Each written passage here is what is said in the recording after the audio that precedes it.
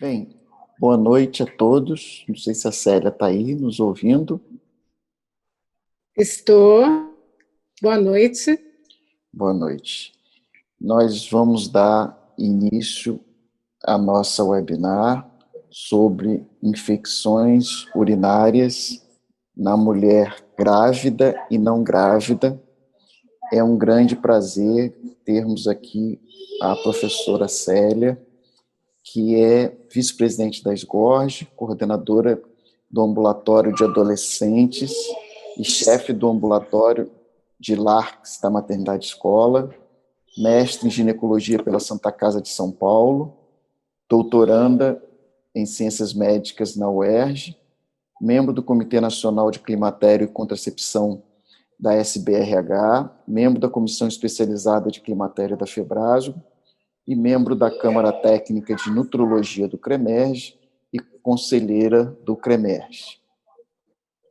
Antes de passar a palavra para a professora Célia, eu quero ainda agradecer a Zambon, que nos ajudou nessa iniciativa, para que a gente possa ter aí uma discussão bem ampla a respeito de um assunto que é o dia a dia do consultório do ginecologista.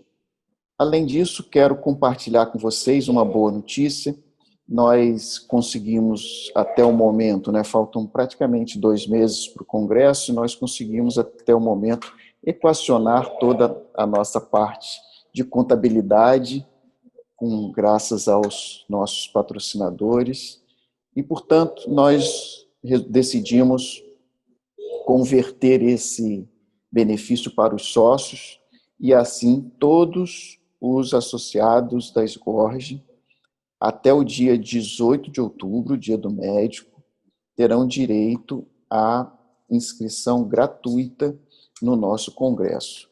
Peço a vocês que se inscrevam até o dia 18, por conta de que a partir daí a gente precisa ter o número mais ou menos fechado para contratação de espaço na mídia, essa questão toda. Então, estamos preparando com bastante cuidado, com bastante carinho esse congresso, e essa situação online acabou, de certa forma, sendo boa, porque a gente vai conseguir trazer vários convidados internacionais e, além disso, vai conseguir que todos os associados tenham aí o benefício de assistir gratuitamente. Vou passar, então, a palavra para a professora Célia, mais uma vez agradecer a presença dela aqui na nossa webinar. Boa noite a todos. Boa noite ao meu presidente da SGORG, que eu tenho que elogiar. Renato, você conseguiu, nesse momento de pandemia e de caos que nós estamos vivendo, rapidamente driblar todas as dificuldades e, através dessa nossa era digital, está conseguindo trazer uma atualização de qualidade para a nossa SGORG, e não só com o congresso, que será excelente no mês de novembro, eu convoco todos para o nosso congresso, mas o webinar que nós temos apresentado aqui periodicamente, e isso se deve à sua gestão, à sua dinâmica. Parabéns.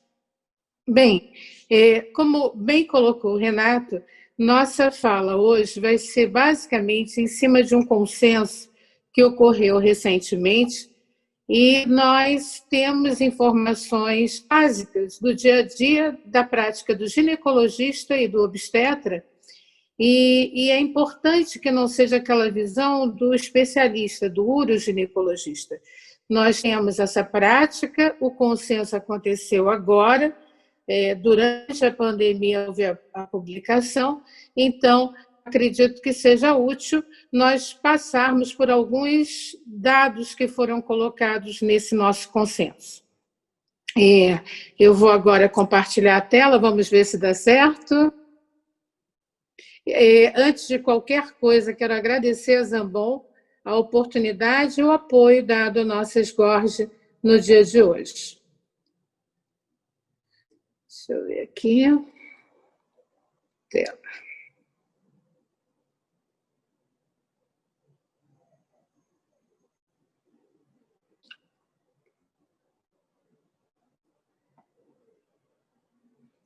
Já está? Sim, estamos vendo. Ótimo. Obrigada, Renato. Bem, então o assunto hoje é a atualização sobre o tratamento de infecção do trato urinário na mulher gestante e não gestante. Aqui meus conflitos de interesse e falar sobre algumas definições básicas, né? Quando falamos de infecção urinária, ela pode ser sintomática ou assintomática, recebendo, assim, na ausência de sintomas, a denominação de bacteriúria assintomática. A infecção urinária, quando é do trato urinário e consideramos infecção baixa, chamamos de cistite. E essa apresenta principalmente alguns sintomas como disúria, urgência miccional, polaciúria, nictúria e algumas vezes a dor suprapúbica. A febre nas infecções baixas não é um sintoma usual. Nós vamos ter a febre presente na infecção alta, a pielonefrite. E aí nós vamos ter todo esse quadro inerente à cistite, que eu já relatei, acompanhado de febre elevada, muitas vezes superior a 38 graus Celsius, e associado a calafrios e dor lombar, que pode ser uni ou bilateral.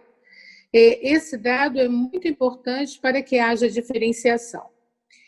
A mulher, sem dúvida, sofre mais por ter o seu canal uretral muito mais curto do que o homem, e isso facilita as infecções, como já sabemos. Na maioria das vezes, essa exposição às bactérias acaba sendo por uma bacteriúria assintomática, em 70% dos casos. É aquela presença das bactérias na urina, mas sem os sintomas. Quando não, temos as infecções baixas, em torno de 25% dos casos, que são as infecções do trato urinário baixo não complicado, e temos a infecção do trato urinário alta complicado, que vem a ser pielonefrite, que ocorre em torno dos 5% dos casos. Sem dúvida alguma, por essa facilidade que nós temos anatômica, o sexo feminino é o mais vulnerável. Mulheres adultas têm 50 vezes mais infecção do trato urinário do que os homens.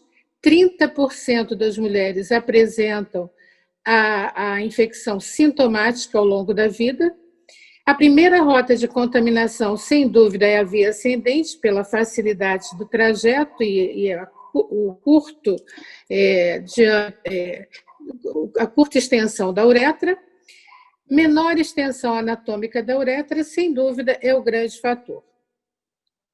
Temos a patogênese podendo ocorrer por via ascendente, que é a mais comum, e a via hematogênica também não pode deixar de ser lembrada. Quando falamos da via ascendente, lembrar que temos as bactérias que são mais prevalentes com facilidade pela ação dos flagelos e mais do que a presença de algumas fímbrias que facilitam a fixação da bactéria no urotélio, perpetuando muitas vezes e fazendo até com que haja o risco maior de recorrência. Agentes microbianos mais frequentes, eu trago aqui um levantamento que nós temos também um levantamento feito internacional, uma grande avaliação epidemiológica, mas esse aqui já nos mostra bem como nós temos a presença mais frequente da Escherichia coli nos pacientes da comunidade não hospitalizada. E 40% quando falamos de pacientes internados, sendo que também a seguir temos a presença em 25% de gram-negativos, como a Klebsiella e a Enterobacter, que são as mais frequentes que nós encontramos a seguir. Daí, recentemente, tivemos as recomendações para o manejo clínico das infecções do trato urinário inferior em gestantes e não gestantes. Esse consenso englobou tanto a Sociedade Brasileira de Infectologia, a FEBRASGO, a Sociedade Brasileira de Urologia e a Sociedade Brasileira de Patologia Clínica e Medicina Laboratorial. Tudo começou num projeto em julho de 2019, quando houve a primeira reunião da Sociedade Brasileira de Infectologia, que foi quem acionou as outras sociedades. Em outubro, acharam por bem convidar também a Sociedade de Patologia Clínica para que fosse feita uma recomendação conjunta, e em maio de 2020, agora, nesse ano, durante a pandemia, houve a publicação oficial do paper sobre essas recomendações. Essas recomendações, então, são multidisciplinares para esse combate ao desenvolvimento da resistência bacteriana, que é a grande preocupação do momento, uma vez que nós estamos nos deparando com o aumento cada vez maior da resistência bacteriana. Hoje, nós temos números muito preocupantes e daqui a pouco eu vou mostrar para vocês o que já esperamos para o futuro em termos de resistência bacteriana. As recomendações partiram, então, dessas sociedades. Essa publicação está de fácil acesso e ela utilizou também a consulta a outros consensos, a outros guidelines internacionais para somar ao levantamento dos estudos realizados por essas sociedades que fizeram consenso. Os tópicos que foram abordados foram a bacteriúria assintomática, a bacteriúria assintomática durante a gravidez, a cistite não complicada na mulher, a cistite durante a gravidez e a infecção do trato urinário inferior recorrente. A bacteriúria assintomática, como já comentei, é quando nós temos a presença na urina de uma ou mais espécies bacterianas em quantidade significativa, ausência de sinais ou sintomas de infecção do trato urinário. Essa presença de espécies bacterianas em quantidade significativa, pelo menos 100.000 unidades formadoras de colônia, na coleta habitual por micção ou via sonda, quando nós temos mais de 100 unidades formadoras de colônia na coleta com catéter. Presença na urina de uma ou mais espécies bacterianas, sempre com ausência de sinais e sintomas que nós poderíamos pensar? Disúria, polaciúria, dor suprapúbica. Ela não vai apresentar essas queixas. Bem, mas temos situações que nós temos que pensar quando rastrear e tratar uma bacteriúria assintomática. Quais são essas duas situações? Durante a gravidez, nós temos que tratar, e antes de procedimentos urológicos invasivos. Então, qualquer procedimento urológico invasivo, seja qual for, tem que também tratar. Não há benefícios no diagnóstico e tratamento em qualquer outra situação. Ou seja, mesmo que a urina esteja turva, com odor, em pacientes sem sintomas, no caso de controle pós-tratamento em pacientes assintomáticos, lógico, exceto gestantes, nós não devemos tratar e não devemos rastrear. Isso até nos causa uma interrogação, mas eu levantei trabalhos, além do que foi colocado no consenso, e sem dúvida, por exemplo, na pós-menopausa, no diabetes mellitus, não há piora relacionada hoje à bacteriúria assintomática e piora do status do diabetes mellitus. Em crianças, em catéter vesical de demora, em lesão raquimedular, em cirurgia não urológica, em transplantados, em idosos com disfunção cognitiva e em mulheres não grávidas. Então, não há benefícios no tratamento nessas situações. E aqui eu trago um relato bem interessante, que foi um trabalho de segmento de 24 anos, né? A bacteriúria assintomática apresenta-se como condição frequente em mulheres na pós-menopausa, por situações que todos nós conhecemos. A própria atrofia facilita o risco, né, da mulher apresentar infecção ou até uma bacteriúria assintomática, assim como também a mudança da sua flora no meio vaginal. Então, apesar dela ter essa condição frequente de bacteriúria assintomática, não determina diferenças na taxa de mortalidade e gravidade de doenças renais, nem outros desfechos, quando comparado a mulheres no menacme. Então, não há necessidade de intervir com tratamento. Já na bacteriúria assintomática durante a gravidez, é diferente. Aí, nós sabemos que existe uma prevalência nas não gestantes de 2 a 10%. A evolução para uma infecção do trato urinário na gestante é em torno de 25% e está muito associado à prematuridade e baixo peso fetal. Quando não tratada, até 40% evolui para pielonefrite. E quando estabelecemos o tratamento, o risco de pielonefrite diminui para 3%. É fundamental tratar essa gestante. Quais triar a gestante? No início do pré-natal e no início do terceiro trimestre. Apesar de que, na prática, nós também fazemos essa avaliação no segundo trimestre, mas o consenso coloca no início do pré-natal e no início do terceiro. Considerar intervalos menores em caso de maior risco de infecção.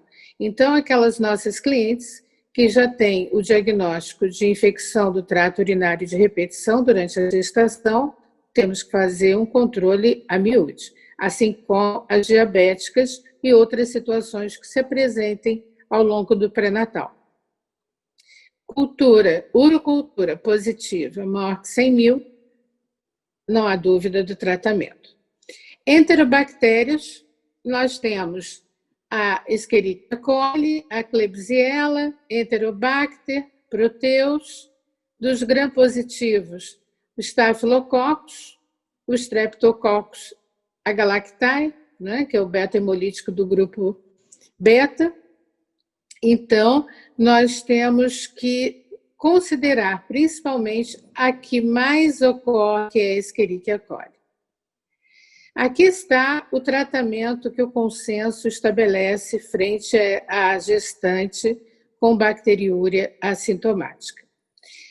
Nós devemos pensar, na primeira escolha, a fosfomicina em dose única, seguido da nitrofurantoína, que podemos utilizar 100 mg de 6 em 6, 5 dias, lembrando que não devemos passar de 37 semanas de gestação, e isso muito pelo risco de icterícia neonatal, né?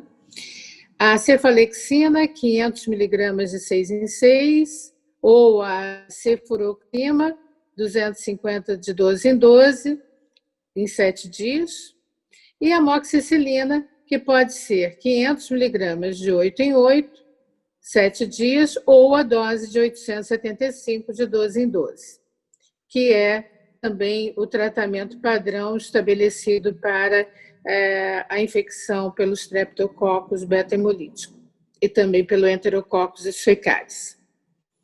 O segmento cultura 1 a 2 semanas após o final do tratamento.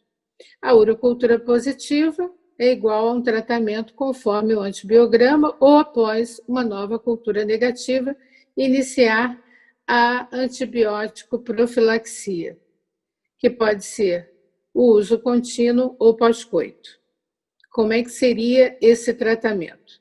Nós propomos, então, através do consenso, a nitrofurantoína, 100 mg dia, não usar após 37 semanas, ou a cefalexina, que pode ser 250 mg por dia, ou 500 miligramas por dia. Diagnóstico e tratamento da cistite. Como diagnosticar na mulher, tratamento da cistite em mulher não gestante e gestante, e o desafio do aumento da resistência bacteriana com foco em infecção urinária. Sabemos que mais da metade das mulheres terão pelo menos um episódio sintomático na vida.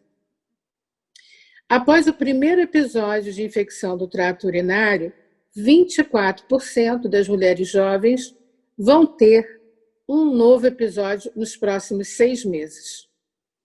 2 a 5% vão apresentar infecção do trato urinário de repetição. A mulher jovem com sintomas clássicos de cistite muitas vezes apresenta disúria, polaciúria, a dor suprapúbica, pode ter uma hematúria sem corrimento vaginal. Tratar mesmo sem ter a urocultura e o EAS já providenciado. Lembrar que disúria acompanhado do corrimento ou prurido vaginal, pensar na vulvovaginite, e aí terá o seu tratamento específico. A disúria pode estar associada a vesículas ou úlceras genitais, aonde não podemos deixar de pensar na alteração, infecção herpética. A disúria pode estar associada a uma exposição sexual recente de risco. Pensar na uretrite, inclusive gonocócica, ou por clamídia. Disúria associada a uma febre ou dor lombar ou dor na região do flanco. E temos que pensar também na pielonefrite aguda. Na cistite complicada e na pielonefrite aguda, a urocultura com antibiograma deve ser solicitado, mas nós vamos iniciar o tratamento logo após essa coleta da urocultura, não vamos esperar o resultado. Isso, o consenso confirma o que nós já fazíamos. A infecção do trato urinário, por classificação, nós podemos considerar o sítio anatômico, né, se é alta, pielonefrite, infecção ureteral, ou se é baixa, a cistite, uretrite, no homem, prostatite. O modo de aquisição, se foi comunitária ou se foi uma infecção em ambiente hospitalar, tá? Em área de saúde, que pode ser em ambiente hospitalar ou serviço de saúde, onde é realizado quimioterapia, radioterapia ou transplantes. São possibilidades de se adquirir uma infecção do trato urinário, até pela imunodepressão do que vai ser submetido ao transplante. E também pensar na alteração anatômica ou funcional, quando pensamos na complicada versus a não complicada. E aí, pensarmos naquela mulher que apresenta distopia genital, aquela mulher que apresenta algum divertículo uretral, ou então até alguma lesão polipoide próximo à uretra, ou no início da uretra. A infecção bacteriana aguda da bexiga em mulher jovem, eu já comentei com vocês, sem alteração anatômica ou funcional do aparelho urinário e que não apresenta cistite de repetição, é o que consideramos aquela cistite não complicada. O diagnóstico é clínico, e aí vai dispensar exames complementares. Então, se ela é jovem, não está grávida, não tem alterações anatômicas ou funcionais e não apresenta cistite de repetição, o diagnóstico pode ser apenas clínico. A urocultura com antibiograma deve ser solicitado se houver falha clínica ou para fins epidemiológicos. Mais de 90% dos uropatógenos em cistite não complicada são sensíveis aos antibióticos propostos, como na primeira linha de tratamento que nós vamos ver. Agora, O grande desafio é exatamente a resistência bacteriana, né? Porque nós temos a sulfametoxazol com trimetoprim, apresenta mais de 20% de resistência. As quinolonas não devem ser usadas para infecções não complicadas, como a cistite não complicada, e até mesmo em questões de vias respiratórias. A sinusite, por exemplo, não complicada, nós também não devemos usar as quinolonas logo como primeira linha, porque hoje, tanto o FDA, já desde 2016, como na Europa, EMA, já tem essa recomendação de evitar as quinolonas em cistite não complicada e infecções respiratórias de monta pequena. Não usar, então, as quinolonas para cistite não complicada.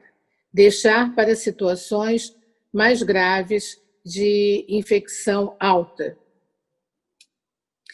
O desafio maior é para a pielonefrite aguda, principalmente que nós temos hoje a Escherichia coli com resistência às quinolonas e restrições ao uso, muitas vezes por esse motivo, da utilização das quinolonas quando essa mulher apresentar pielonefrite, justamente pela resistência bacteriana. E qual é a melhor opção? Vamos pensar nas quinolonas, na cefuroxima, na amoxicilina, enfim. Nós temos hoje bactérias, enterobactérias, que são produtoras de enzimas que atuam degradando parcialmente o antibiótico, né? Que são as enzimas produtoras de beta-lactamase, por exemplo. Então, não solicite urocultura no controle pós-tratamento de infecções não complicadas. Não há essa necessidade pelo consenso que nós estamos tendo agora a partir de maio.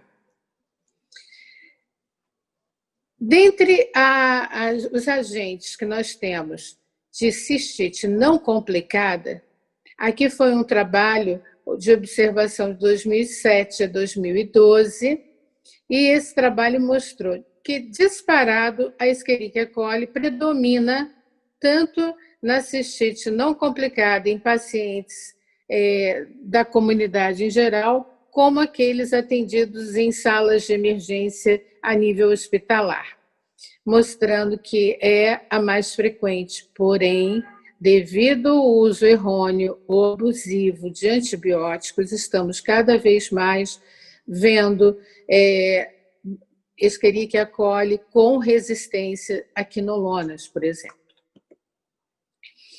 A epidemiologia da infecção do trato urinário não complicada e complicada, dentre os principais uropatógenos, nós temos aqui a comprovação novamente da presença predominante da Escherichia coli, né?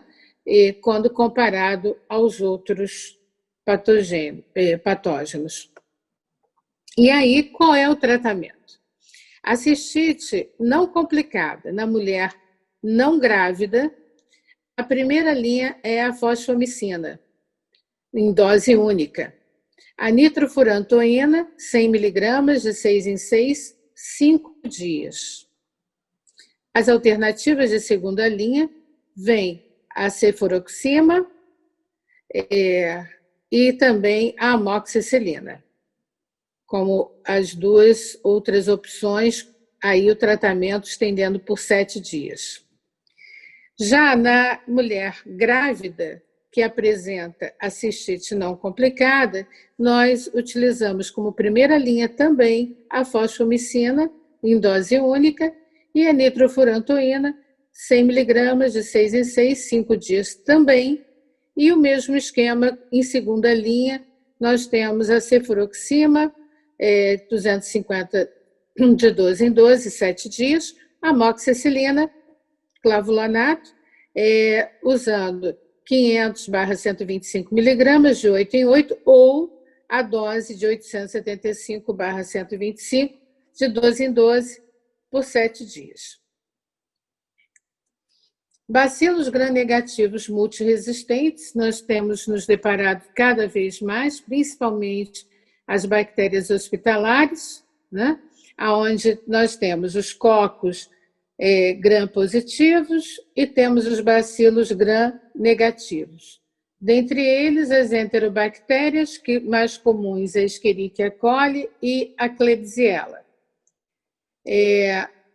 Aqui nós temos a demonstração da Escherichia coli com as suas fímbrias, e justamente essa pile, né, e seus flagelos, a fímbria P, ela tem várias, mas a P é a que faz a fixação no urotélio, muitas vezes perpetuando e ali facilitando a liberação dessas tais enzimas que degradam os antibióticos na sua maioria. A Klebsiella também é uma enterobactéria que tem uma capacidade também de criar resistência. E cada vez mais nós temos visto resistência à Klebsiella em relação aos antibióticos estabelecidos. Em relação à cistite, então, segundo o consenso, temos que pensar que o diagnóstico da cistite em mulher jovem, quando não complicada, e em gestante, é clínico, dispensando exames laboratoriais, e temos que iniciar o antibiótico assim que diagnosticar. Nitrofurantoína e fosfomicina representam a primeira linha de tratamento para cistite na mulher, incluindo cistite não complicada, tanto em gestante, assim como a complicada. Em cistite complicada, iniciar antibiótico logo após a coleta da urocultura com antibiograma.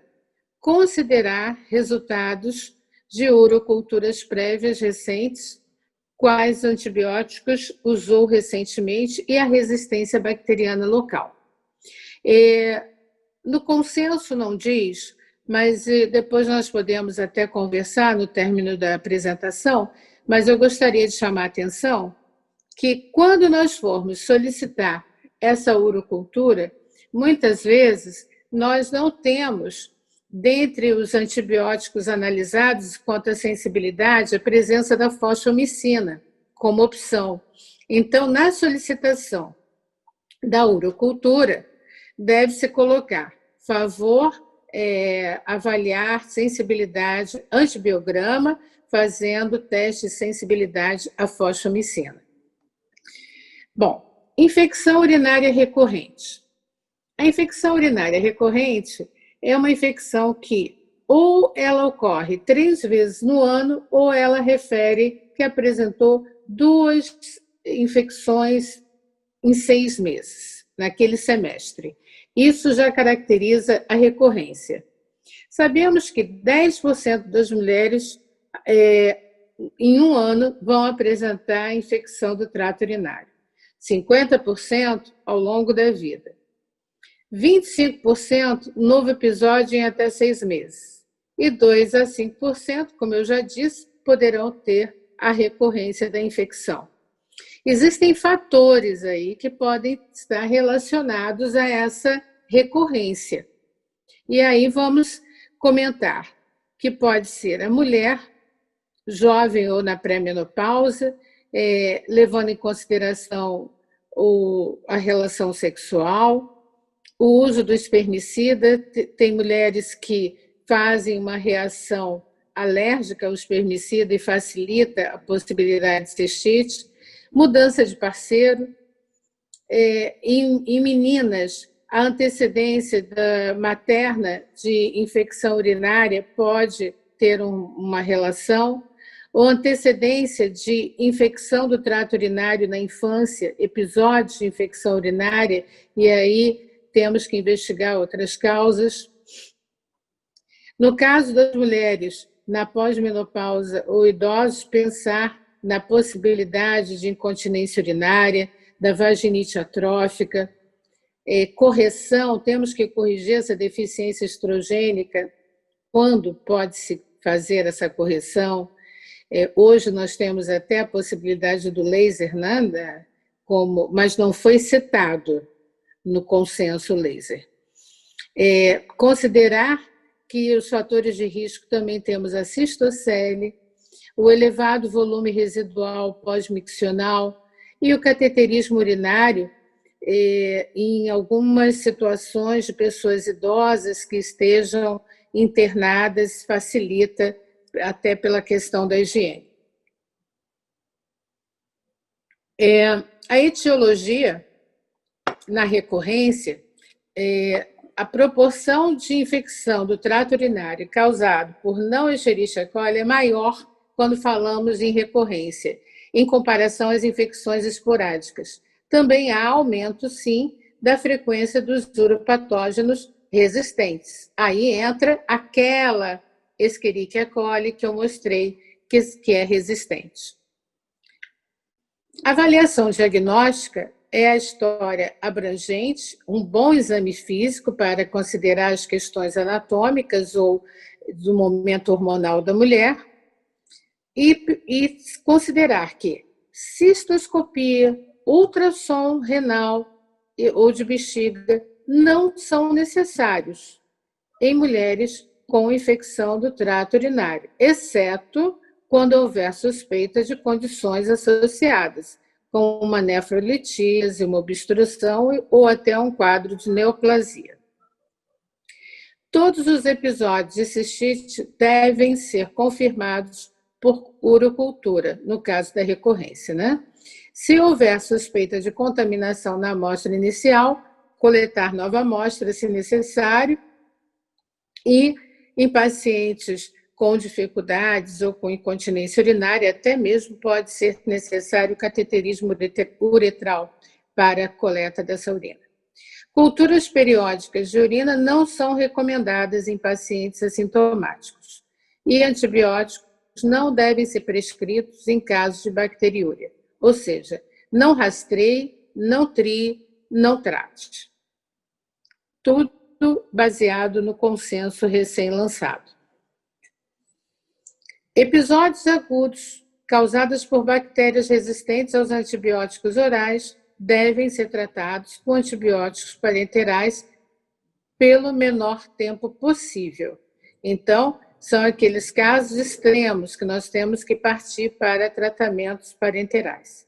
Fator de risco para recorrência deve ser identificado e tratado. E nós vamos ver aqui algumas propostas. Medidas comportamentais também devem ser recomendadas a todos os nossos clientes.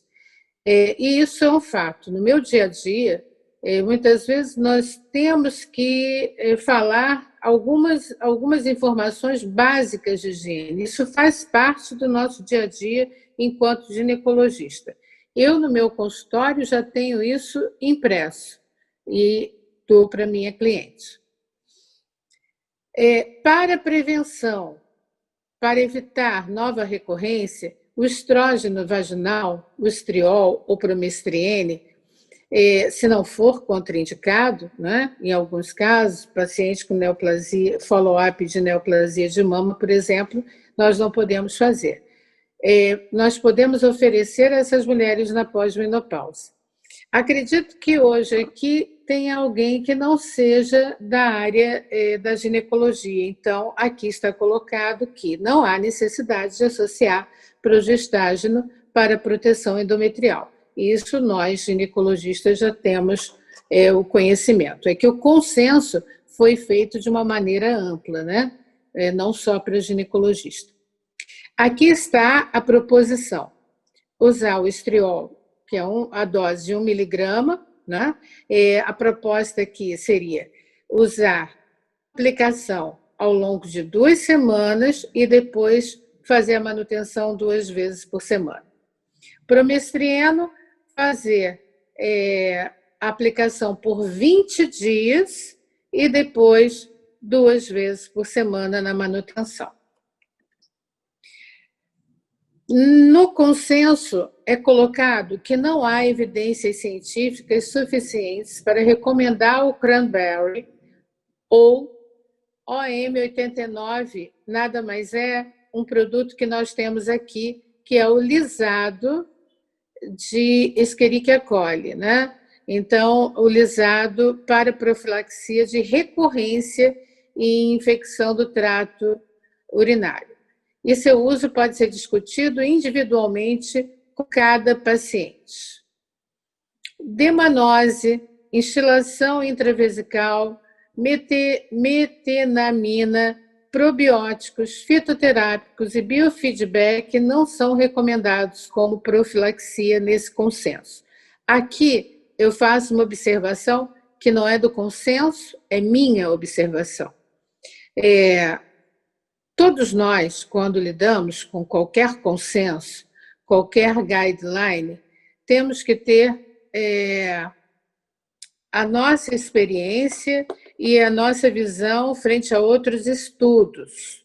Então, o probiótico, por exemplo, nós sabemos que ele tem hoje um reconhecimento com bases e estudos muito robustos sobre a resposta imunológica. E também nós temos que considerar os probióticos na permeabilidade intestinal.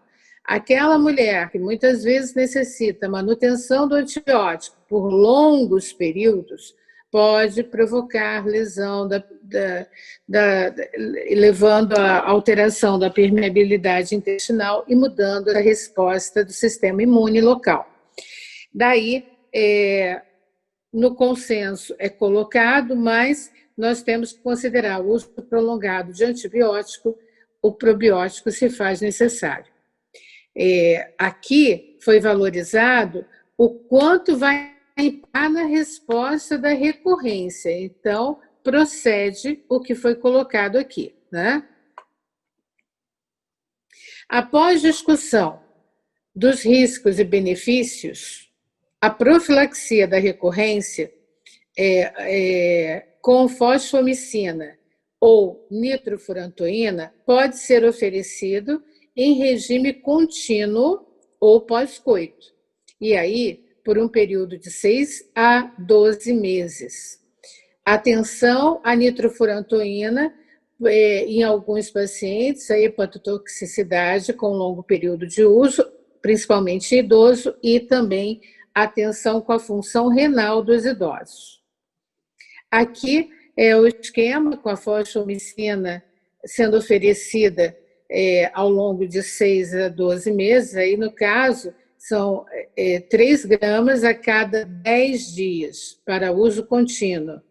Se a opção for a nitrofurantoína, são 100 miligramas por dia, isso nas mulheres não grávidas, né? 100 miligramas por dia, ou fazer 100 miligramas pós-coito.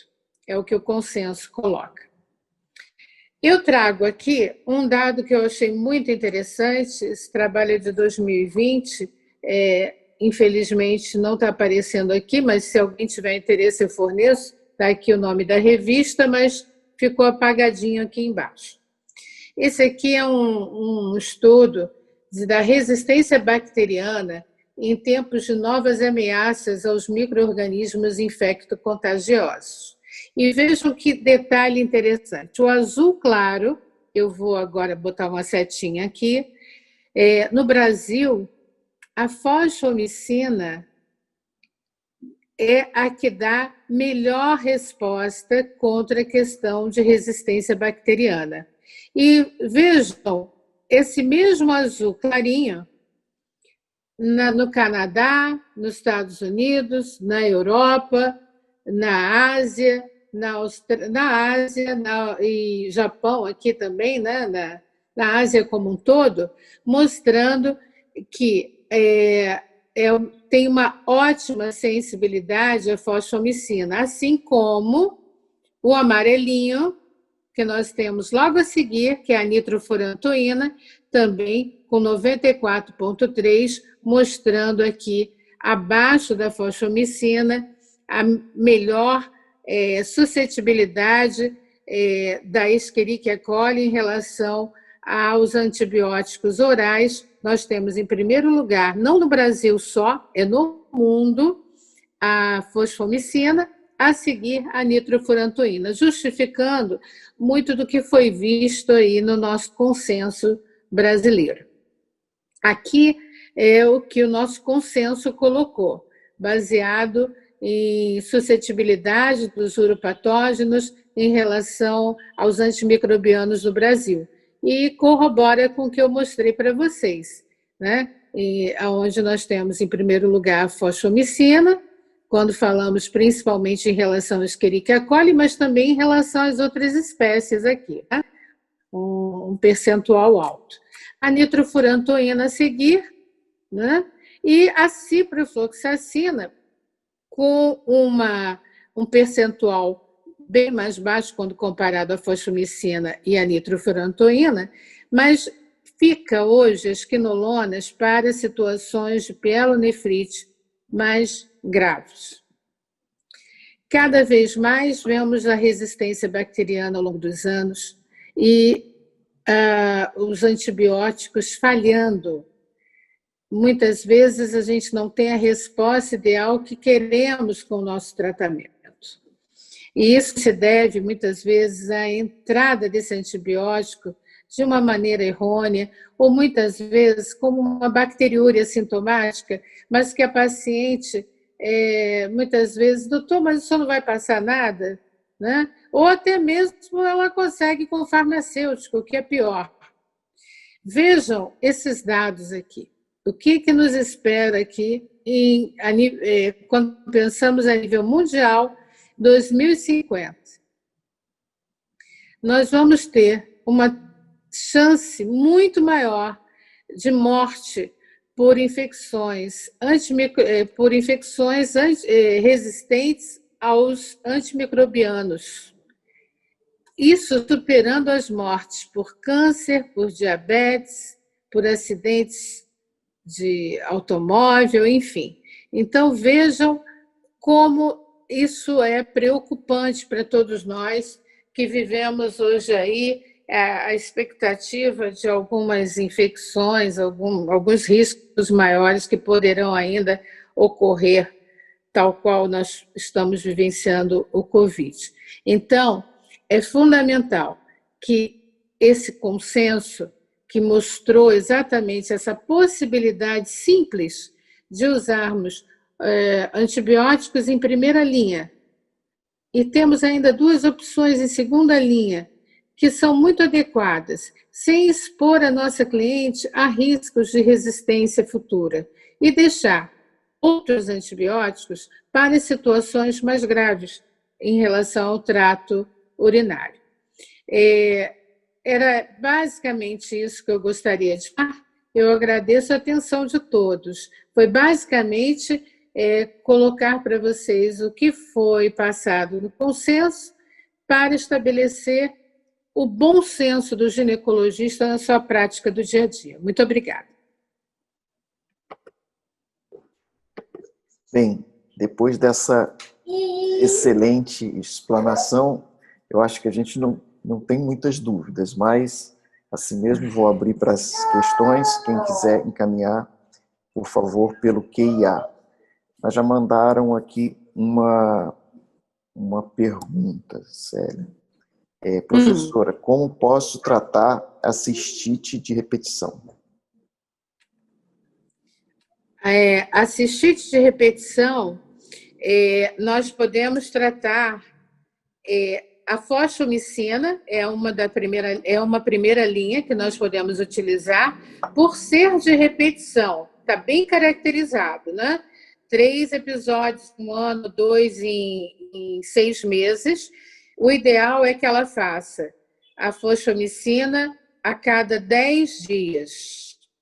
Depois de 6 meses de utilização, fazer uma reavaliação para ver se podemos parar o uso dessa fosfomicina ou se há necessidade de manter. É muito importante que, em paralelo, sejam vistas questões, aquelas que são fatores de risco que eu coloquei. Se ela está na menopausa, corrigir o hipoestrogênio, tem hábitos de higiene não ideais, que façamos as orientações básicas. E temos a nitrofurantoína também. E aí, no caso, faz-se o tratamento da infecção, e aí 100 miligramas, de 6 em 6, 5 dias, e depois a manutenção direto, 100 miligramas por dia, ou podemos fazer, o consenso coloca isso, ou você faz, depois do tratamento, o uso diário de 100 miligramas, ou você faz apenas no pós-coito. Penso eu, pelo bom senso, naquelas mulheres na fase reprodutiva, eu usaria no pós-coito. Tem mais uma pergunta que também está dentro dessa linha. Acho que a grande dúvida é a questão das infecções de repetição. A pergunta é na mesma linha, mas só que perguntando para a gestante. Para a gestante, a linha é o mesmo. A diferença é que na gestante, a opção de utilizar a nitrofurantoína, que é o que nós utilizamos no nosso dia a dia, né? Até porque ela no caso da gestante do sistema público, ela é barata, e nós utilizamos até 37 semanas. A gente tem que ter o cuidado, 36, a gente já para a utilização dela.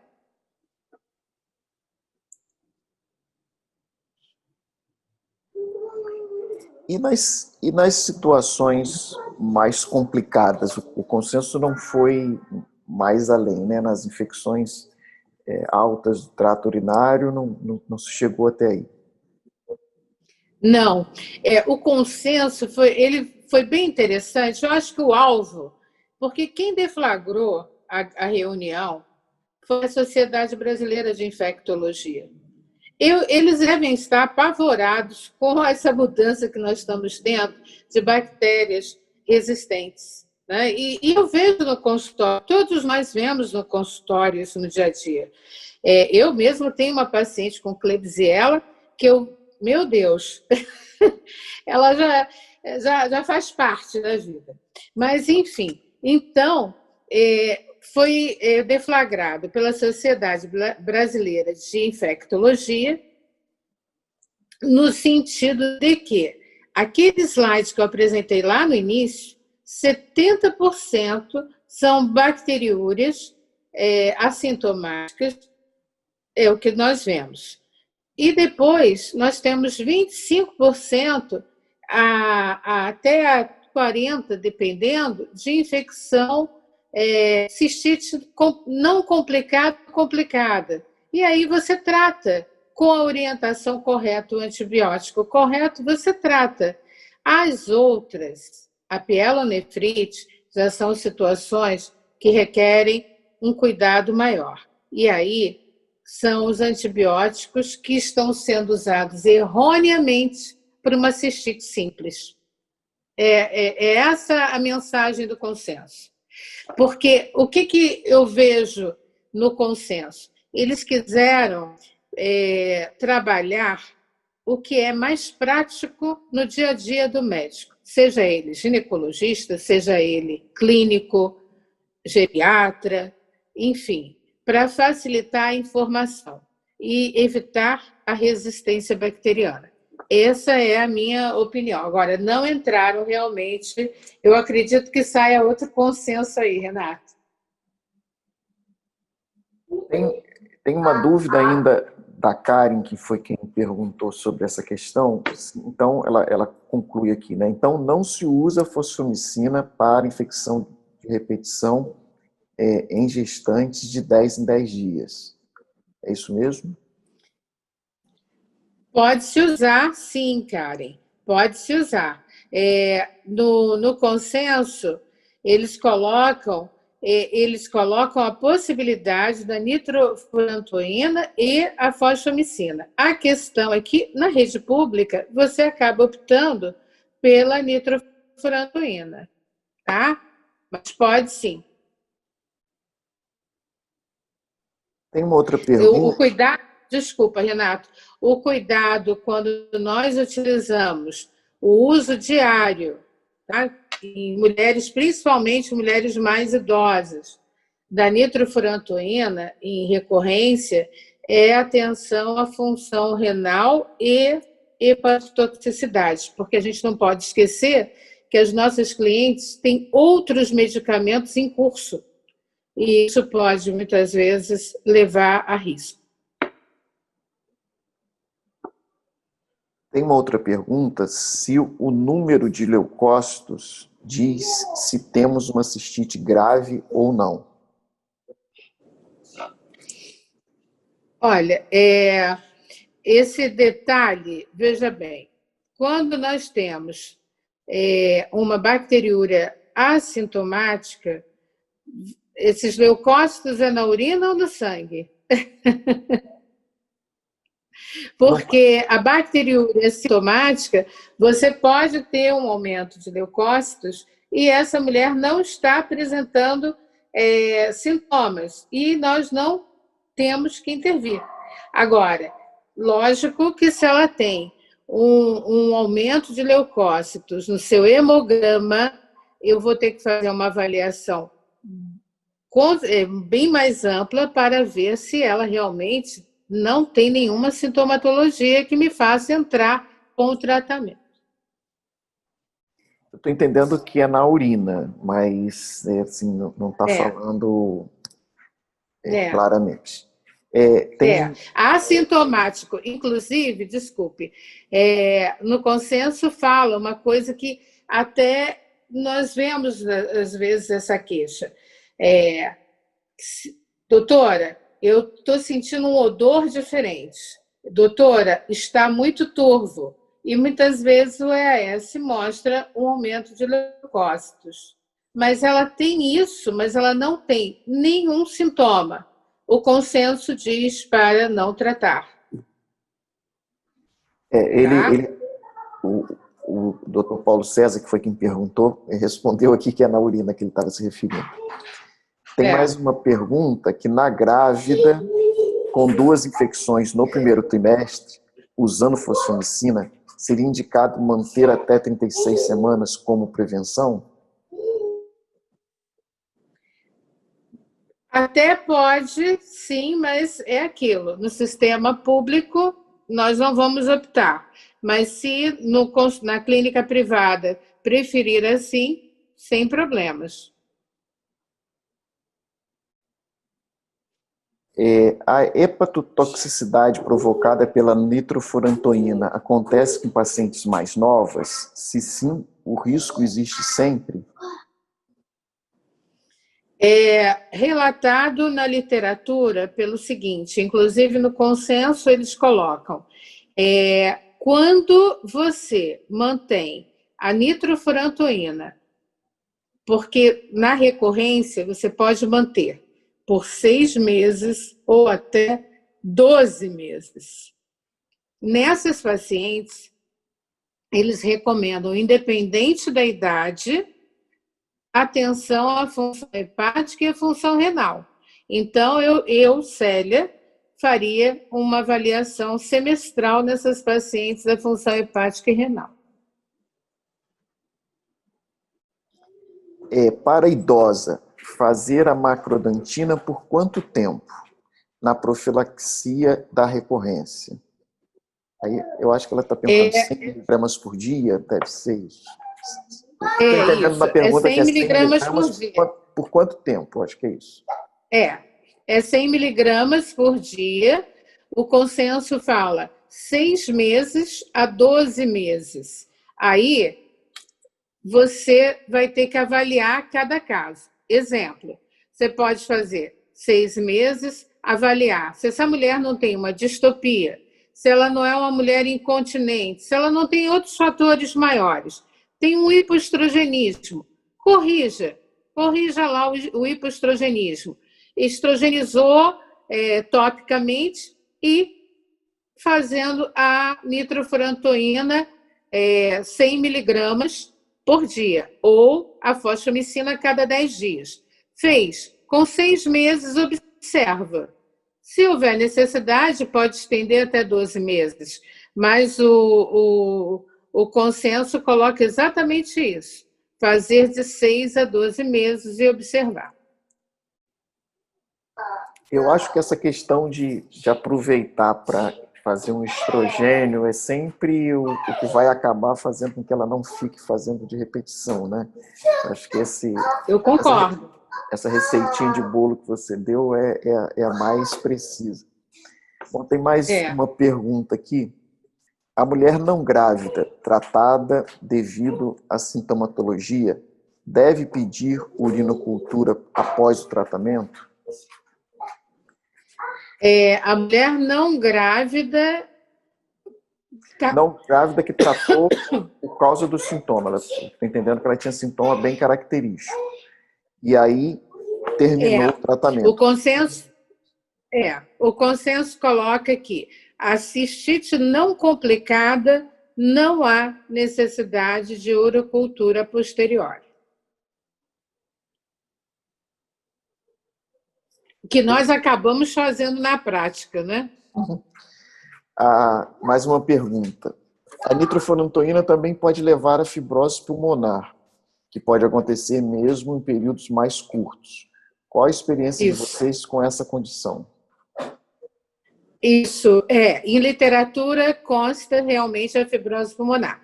Eu nunca tive caso, na minha vivência de 37 anos de trabalho, nunca tive nenhum caso, mas já vi relatado em literatura, inclusive o consenso comenta. Muito bem colocado pelo colega que fez a pergunta. Mas eu nunca vi um caso. Você já viu, Renato? Não, eu não. Ainda bem que não, né? Porque é bem grave, né? Então, ainda bem que não. É verdade. Nós não temos mais perguntas aqui. Então, eu queria passar aí a palavra para você, Célia, para as considerações finais e comunicar a todos que essa webinar está sendo gravada e nós vamos disponibilizar no site da sociedade leva uns 2 a 3 dias para editar e disponibilizar. Mas, mais uma vez, parabenizar, foi excelente, muito tranquilo, né? Foi uma coisa bem tranquila, bem gostosa. Fiquei muito feliz com a apresentação. Que bom. Parabéns, Célia. Que bom.